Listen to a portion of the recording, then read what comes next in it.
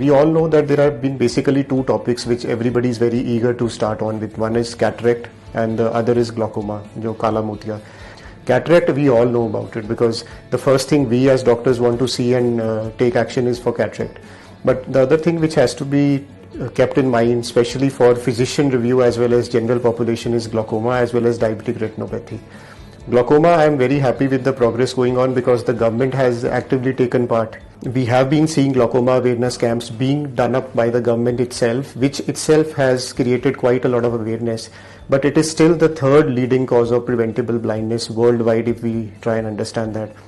The problem with glaucoma is ਜਾਂ ਕਾਲਾ ਮੋਤੀਆ ਜਿਹਨੂੰ ਅਸੀਂ ਕਹਿੰਦੇ ਹੈਗੇ ਆ ਉਹ ਇਹ ਹੈਗਾ ਕਿ until and unless 80% of the damage has already occurred, we don't even know whether we have glaucoma or not.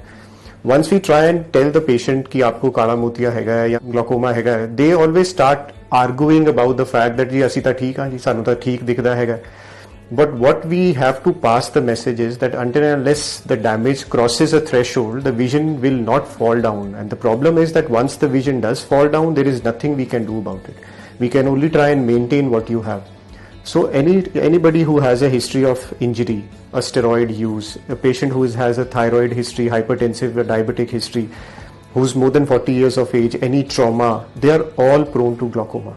And the sooner we get to know, the easier the treatment is. Not all people need to go in for surgeries. There are excellent eye drops which are there which we can try and use. It's all about maintaining the right pressure and taking care of the optic nerve.